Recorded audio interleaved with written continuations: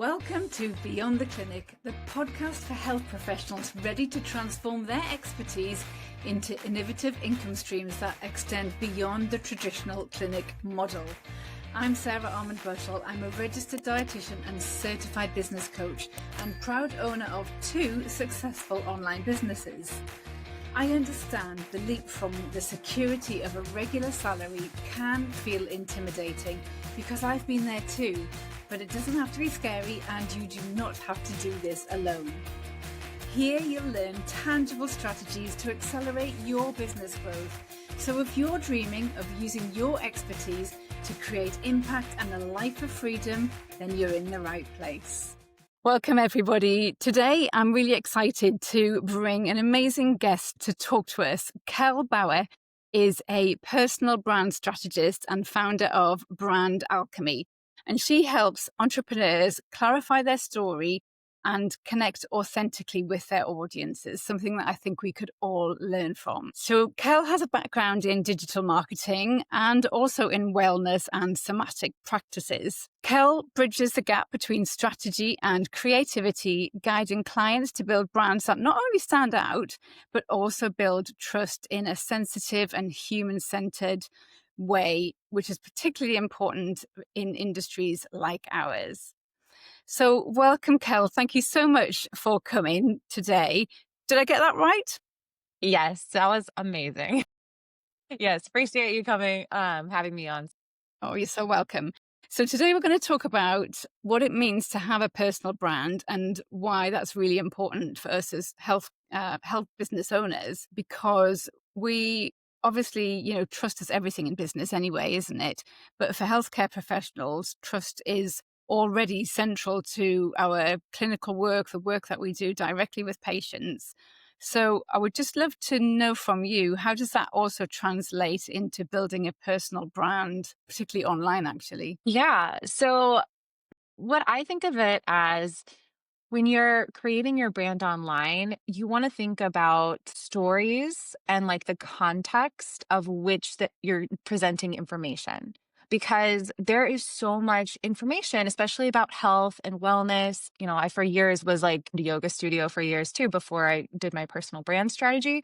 And, the one of the things that connected the most with like the audience is when I offered personal stories. And that's kind of how I got into all of this. So like when I told personal stories about like my experience with yoga or another teacher's experience with yoga and like brought that into their lives too, so that they could connect the information on a more personal level. Because like I said, there's so much information out there, especially about health. And it's so nice to like have that personal narrative and bring the information into context so that people can see like how you use nutrition in daily life, or if you're a therapist, like how do you connect your own nervous system regulation practices into your daily life.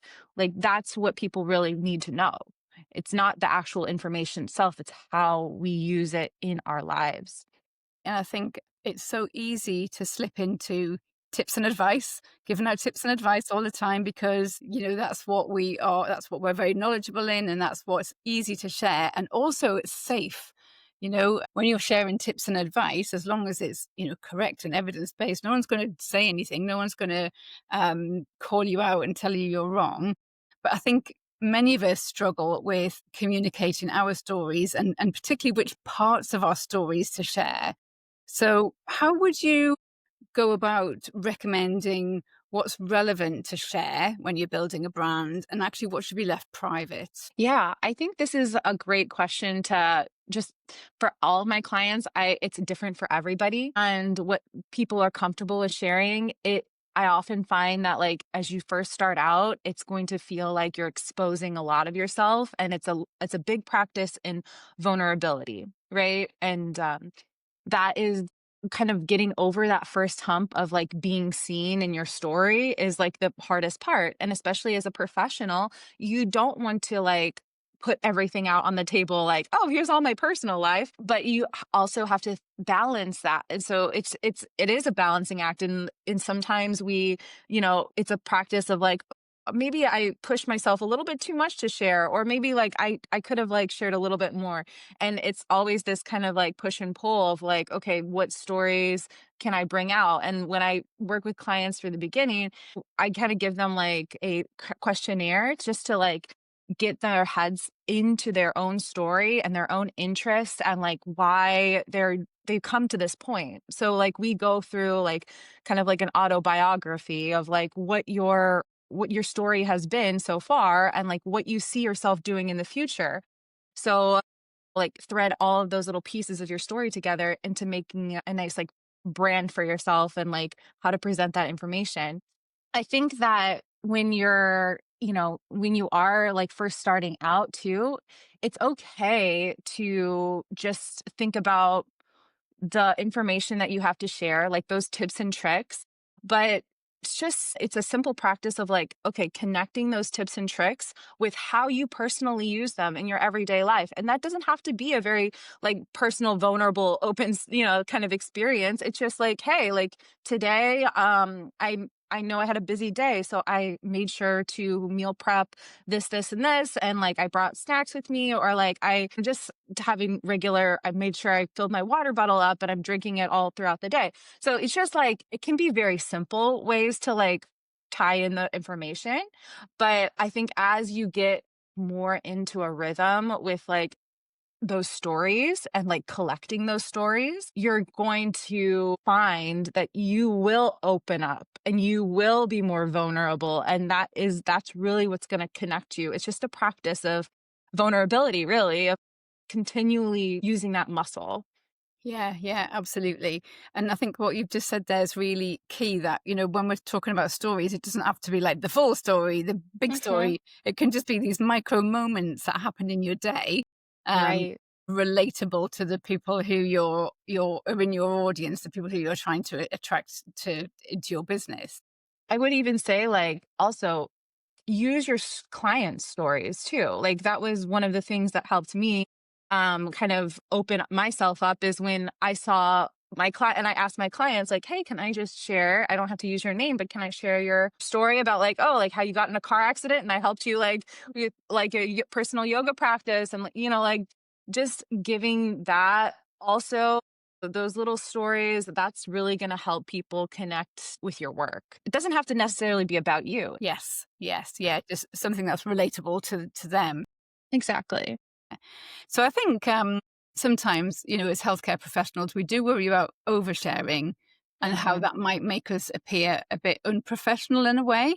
So is there a right balance to strike between being relatable but also maintaining that level of authority? Yeah.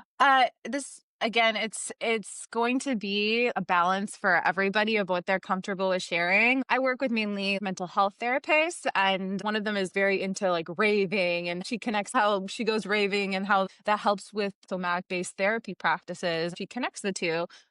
And then I also work with a therapist that just is like, I'm not going to go into my personal life. I'm just going to share my experience being a therapist with OCD. That's just what I'm going to talk about. But it really is up to the individual of you're really willing to share.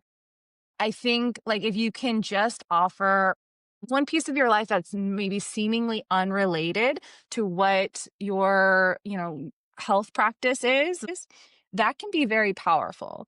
Okay. So, like, for example, let's say you're really into thrifting, but you're also like a nutritionist. Like, how can you connect those two like things so that you set you apart? So I always like to take things and tie them together. So maybe you're like showing us the outfits that you put together this week, and but then you're also talking about your nutrition practice and what your daily, kind of rhythm is like. So it's just kind of finding that balance of where can I connect and like find something like a unique part of my story or my interests. And maybe it's completely unrelated to nutrition or health, but there's some way that you can tie that in where oh, like this person is like different. Like this is interesting. I like when there's seemingly I like contrast. And I think contrast is what makes you really start to stand out in that field. especially with health. There's so much overcrowding of and people all saying kind of the same things. When you can tie in something that feels very like unrelated and somehow relate it to your practice, like that is really powerful. So I think just starting to think about that. And what are those like interests, hobbies, like your like things that kind of set you apart in the field from other nutritionists or therapists? And that's what we're gonna bring in. That's what we're gonna start to integrate. Okay. So I guess it's about getting to know the person behind the brand, the person behind the healthcare professional, hat that they wear. So for example, I live by the beach, and now and again when I'm out on my dog walks on the beach, I'll take some photos and stick them on my Instagram stories. But is there another step between, doing that and then connecting it to what I do? Yeah. Yeah, I think that there's a lot of creative ways that that can be done, right? So I like to think about content in terms of series that connects that, you're going onto the beach and your nutrition practice, right? Well, how, like me, for example, if let's say you're walking on the beach, you want to take a little video, maybe it's just you're just talking to the camera and you're talking about your experience with a client that day, where you're like, okay, it's something that you regularly do, the walking on the beach, and how can you integrate that routine into your content strategy? Like, this is what makes it easy, right? When you start to find those little like habits, okay, like I know when I'm going to go walk on the beach, I'm going to talk about a client story that day. Or I know when I'm going to walk on the beach, I'm talking about a nutrition tip from my life that I use, or something like that, where you're like, you can build it consistently, right? Yeah. And it's kind of like you have to trial and error a lot of things too. And that's like the fun part, right? That's the fun part about content, and it's really should be playful. I think like when people take it like a little bit too seriously of like, oh, I have to have this and this, like have all this editing and fancy stuff. It's like, no, like if you just show yourself and your authenticity and just be in your voice and Mm. consistently do that and have fun with it. Like when you do that on camera, Mhm. it comes across very well. And so like when you come from a place of that, like, hi, I'm just here to share my voice and share what I have and help people, like that is what really is gonna connect with people. Yeah. And I guess if you're doing that whilst walking along the beach with your dog on the end of a lead, that's really authentic, isn't it? Because Yeah. it's just you talking about your stuff, and that's how it's connected. It's just the way it actually plays out in your real life as a person. And I think that's like such a good example. It's like something that you do in your daily life that you can just like let people see a little piece of you, Yes.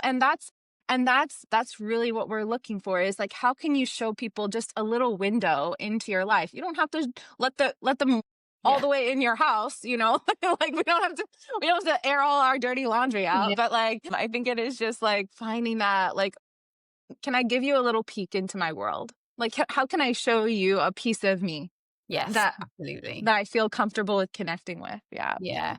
And I often think um, people are nosy. People love to see what you do outside of, the business, the brand, whatever it is. So I think that's a really great example of just letting people see what your beach looks like, or what Yeah. the inside of your house looks like if you want to do that. So just let them in a little bit, isn't it? That's what it's about. Yeah. Right. Yeah. Exactly. Just Yeah. finding that piece. Yeah. It's it's so nice. You think about all the people that you also follow or you connect with online, like what are they doing? They're probably showing you a little piece of them because otherwise you wouldn't have connected with that person. Like you're seeing yourself reflected in them somehow, right? Yes. And so, yeah, if you start thinking about that, like what are your clients and you? What are the similarities between your clients and you? Like are there any similarities that you can like kind of mirror back to them, right? Like, oh, I know like most of my clients, yeah, are moms with small kids. And so like I'm also a mom with small kids. So I'm gonna like reflect that experience back to them. Like, oh, I'm gonna talk about like I've got like maybe my to-do list today is like, I got to drive my kids off to school and then take them out back and then also work on this stuff. So it's just showing that like, hey, like we're the We're same, similar. you Yeah. know? Yeah, absolutely. Brilliant. I love that. So one of the things that I think that a lot of my colleagues and clients feel when they're creating content is sometimes they feel a bit like they're saying the same thing over and over and over and over again. Repetition, essentially. But that's actually not a bad thing, is it? Isn't it? When it comes to building a brand. So can you talk to us a little bit about why repetition is actually good rather than bad? Yes. So you have to, most people won't like really take in and embody some knowledge until they hear it like 7 times. Yeah. So the more that you can restate the same thing, and that's going to be memorable to people because they know what you're talking about now. It's like that you've said that a few times in your content. Like this is kind of your perspective on nutrition or health and like this is, maybe you're more of like an intuitive health coach and you're saying like, okay, like listen to your body, this is and so they're going to keep saying that, oh, listen to my body, listen to my, and the more that you say one thing, like the more they're going to start repeating that in their heads too, like to connect with you. It like have so many different interests, and so it's really hard for me to like stick on one topic or one type of video or say one thing. And I had a video for I teach a somatic based movement class for women. And I had a video kind of like go viral. It was like 4.5 million views. And I was like, okay, well, I need to like recreate this video. I knew it is one of those things where if something really resonates with your audience, that's what you have to like recreate. That's a piece of content that people are connecting with. So that's what I need to keep saying. I think it's going to be like different for everybody, what connects with their audience most. But once you find that, then you're like, okay, this is what I need to recreate. This is the thing that people need to hear over and over again. I know it's hard to restate the same thing and feel like you're repeating yourself over and over, but yes, like the more you can do that, the more memorable it's going to become for people. Yeah, yeah. So you become known for that particular thing, don't you? Yeah. And I also think that, you say people need to hear it 7 times, but if you think about like the social media platforms, they only put your content in front of 3% of your followers anyway, don't they? So, you could say it 300 times before that would actually feel like someone's connected with it straight away. So it is totally okay to repeat yourself. Yes, it's such a good point. We're yeah, we don't get yeah, our people are paying attention as much as we think. That's Yeah, for sure. yeah, absolutely. So we've talked a bit about story and how that is part of your personal brand. And I think a lot of people, when they start thinking about their brand, they think about logos and fonts and colors and things like that. And then, the next sort of layer on top of that, people start think, well, actually, is brand for like big businesses, but actually it's for all of us, isn't it? Can you talk a little bit about why brand is important for someone who's just a single one person business, just one person on Yeah. their own? Yeah. Yeah, kind of like what we said before, it makes you memorable. Like when you have a brand and you find that's how you find your people. Yeah. When people see themselves reflected back in you, your interests, your like how you contextualize information, in story, that is what makes you memorable. That's what makes a brand to me. And it doesn't have to be like, oh, like I use the same colors all the time or it can be that like it's a good way to like visually trigger somebody, but I think it takes a lot of learning about yourself first before you can actually start a personal brand.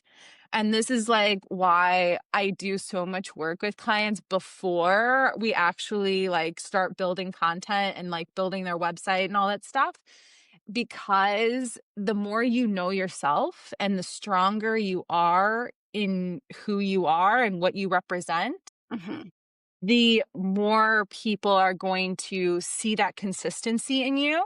And they're going to be like, Like, I know Sarah because she's like this like beachy, like kind of nutritionist, and she's got all these like light colors. She wears all these light colors, and like she's so airy and flowy. And like, so it kind of like people start to attach things to your identity the more that they see you in that like light, right? Yeah. It is nice to like have that memorability. Yeah. But yeah, I do think it's hard to get to that point for a Yeah. lot of us because we don't really have practices in our life where we're like, what do I like? What do I like about myself? What, who, how would I describe how I dress? How would how would somebody describe me in like a few words? Um, People, we don't think about that as much. And so the more that you can get firm in like who you are and what you stand for, your mission, your like the goal of your business, like the how you see yourself in the future, the more that you can start building a personal brand that's really strong and that feels like something that's going to connect with the people that you want to connect with. And I will say that I've experienced this firsthand. I took over a yoga studio and it was a brand before I came in and built it out. And it had its own culture, Yeah. and it was not personally my culture because it was a lot of like people in their 70s. They really like gentle yoga. It was very more traditional yoga. And I came in there and I was like, I'm not traditional. I like loud music and I want to play. And so it was kind of like this conflict, right? Like if I were to start that yoga studio today, I know myself so well and I can present myself so well and connect with the people that are like me. The community that I would build in that studio today would be much different than when I bought that from somebody else and they already had that established culture. Just knowing yourself is so important. Yeah. Yeah, it really does help when you build a personal brand. And also like on a kind of a more overview level of a personal brand too, when you build something, a persona online, you can kind of separate yourself from the brand that you're building too. And that also helps. Think of Beyonce. Like she has like this Sasha Fierce personality that she goes on stage with. And that's what a lot of people do when they build content online. You kind of have to separate yourself from your digital persona because if you connect too much with your own personal life, you're going to get in your head and you're going to be like, I know my friends from college are going to see this and they're going to think I'm stupid and I don't really want to put that out there. So you really have to detach a little bit from your personal narrative when you create content online just so that you can have that like, oh, like I kind of am building this version of myself that's a little bit like more skimmed down or like maybe a little bit more confident. Like your personality online is going to be just a little bit different, right? So it's Yeah. and that's okay. That's good actually. Yeah. And actually I do get what you mean by that because one of the words I really don't like is authenticity online because I feel like you're right, we need to share stories, we need to get people to connect with us and all of that. But if you think about platforms like Instagram, it's anything but authentic. It is curated. So I think that word authenticity is misused really in terms of getting ourselves across there. And I think Mhm. particularly for my colleagues and clients, the idea of that version of authenticity being put online is actually terrifying because it's like you said at the start, it's vulnerable, it's that vulnerability. Mhm. But if you can create a particular persona for online that has some of you in it, but not everything, the bits that you want to share, authentic, but it's also very much curated. And I think that makes a really nice balance and nice happy medium. Yes, exactly. It's not being fake either. Yeah. It's like you're still taking a part of you. It's still a Mhm. part of you. And you're still showing that part to the world. Mm. Those parts that maybe are insecure or it feels too vulnerable. You're not like exposing all of that. It's not totally you. I also think like when you build a, a digital presence and a personal brand, it can be like your future version of yourself that you want to become. Okay, yeah. And if you start to think about it as like, oh, like what would this version of myself 2 years from now, like what would they create? What would they have the guts to show? What would they have the, like, how would they hold themselves online? How would they hold themselves on camera? Yeah. And you start to think about like who you really see yourself as. And the more that you build content, the more it's going to get reflected back to you. And you're going to be like, you're going to start watching your own content. You're going to be like, oh, who is this person? Like, this person's so confident. Like, this person's got like 10 clients and like they just know what they're talking about. Like, you'll surprise yourself. Like, you'll surprise yourself with like how you can, how that feedback loop can actually strengthen your own self concept. Yeah, that's really interesting. Yeah, yeah. So right at the beginning, we mentioned that you have a background in somatic practices. And I think one of the things that I really liked about you when I first met you is that's actually quite unique, isn't it, in the branding space? So can you just explain a little bit how the whole body awareness somatic work influences the way that someone's going to show up in their brand? Yeah, absolutely. It's all embodiment, actually. Like I think about like how I have a lot of separate interests, right? And then I was like, how am I going to connect this like work I'm doing with my somatic, like femflow class and like this personal branding? But really, when it came down to it, they were the same because it came down to this like mission. I kind of like tie everything down into a mission. And what my mission was to feel, express, and be seen. And like when I'm in class with people, like that is what I'm there to do. I'm there to get them to feel their feelings, to express it in a bodily way, and then to be seen with other people in the room. And then I think about the personal branding work, and that is also like I'm trying to get you to feel what it is like in your body to be in your story. How are you going to express that through like words or through pictures or video? And then are you comfortable being seen in that? So I think both personal branding work and somatic therapy, it's embodiment. It's just like, how are you embodying the knowledge that you're learning, you know? And that is kind of how I tie everything when I work with clients too. It's like I do make them like kind of find that thread as well. Like we do meditation in my personal branding workshop.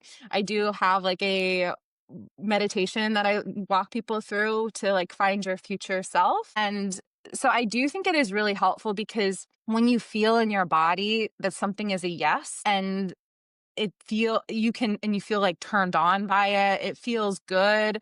Like that's when like this is what I need to share. Yeah. And the same thing goes when you feel that like, oh, like heart racing kind of thing.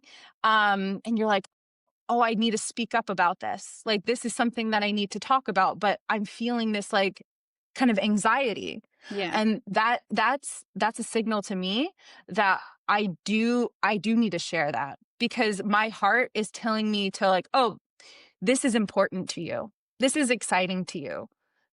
And so like the more that you can tune into your body of like what information that you can share feels like a yes, Mhm. what information feels like a no, and you sit with it, like the more you can decide, kind of going back to what we said, like what to share, what not to share, how to present yourself and what feels good, right? Yeah, so it's all embodiment work. Yeah, yeah. So the last thing I wanted to ask you, if a listener is listen to this episode and they're feeling a bit invisible online, what's the single most important shift that they can make to start building a brand that people remember and people trust? Yeah, I would say go into your story. That is like what I think is the most effective thing to do. Usually like one of the most the exercises that helped me when I was building my personal brand was to do an auto audio autobiography. So just open up a voice memo and then just start talking about your story. Just talk about like from your life as a kid all the way up to now. And then once you go up to now, start talking as if it was in the past and just continue talking about the future as if it was already happened, and just see what comes up. Like, think about like that, what things that you want to do, things you want to accomplish, how you want to help people. And then later on, here's the thing, you listen to that story, listen to the voice memo later on, and see, as you start talking about the future and the things that you did in the future, what feels like a yes in your body. Okay. What Yeah. are you hearing like, or are you hearing when you're listening to that just a hesitation in your voice? Hmm. You know, sometimes we think we want things. It's actually a projection of what society wants us to want, you know? And so it's good to be able to decide that. So I would just say, if you're just starting out, like, get to know yourself. Yeah. Honestly, like, get to know yourself, get to know your story and your vision. Because without any vision, when you start posting online, it's just gonna go nowhere. It has no direction to follow, right? There's no direction. So the more that you can hold the vision of what you're trying to do, what you're trying to create, and the stronger you are in that, the more the energy gets directed to the people that you're going to connect with. And I would love for you to tell everybody about your branding workshop that you've got, actually. Can you explain a little bit about that? Because I think that's something that people would find really valuable. Yeah, absolutely. So on my website, kellbauer.com, there's a personal branding workshop. It's just $10. It is an hour-long workshop. Like I said before, there's a little meditation in there so that you can kind of go into your own story, kind of like what we're talking about right now, is to help you go into the future version of yourself and like pull those things out where what you want to do in the future, how you want to help people. And I give people a little background of why it's important to build a personal brand right now, especially, and how to kind of think about what platforms to use and why. So it kind of gives you a basic overview when you're first starting out. It's a good just like starting point for building your brand. Brilliant. That's great. And I'll make sure that we put the link to that in the show notes so people can click straight through if they are interested. Great.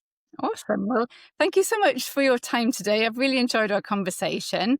Where can people connect with you if they want to learn a little bit more about what you do? Yeah, absolutely. You can visit kellbauer.com. Like I said, send me an email, or if you would like to follow me on Instagram, it's kell.bauer. I am like one of those coaches who I practice what I preach. So I have my own like somatic movement class, and that's mainly what I talk about on my personal brand platform. So yeah, you can get an example of like how I connect the things that I do, my personal life, and like the movement class that I do. So it just gives you a good like example of like how I do personal branding. But yeah, you're welcome to follow me on there. Brilliant. That's great. And I'll put those links in the show notes as well. All right, thank you so much, Sarah. It was so fun. That's it for another week. Thank you so much for joining me as we explore the abundance of strategies to help you recapture that feeling of possibility and excitement as you drive your business forwards and beyond the clinic room. If you found today's episode inspirational, then don't forget to like and subscribe to the show to stay in the loop for more valuable advice that I'm going to be sharing each week. If you want to be the first to hear about new episode releases, news and ways that I can support your business growth, then please don't forget to check out the links in the show notes, and you can also connect with me from there. Don't keep me a secret. I would be delighted if you left a review and shared this podcast with your colleagues. Until next time, bye for now.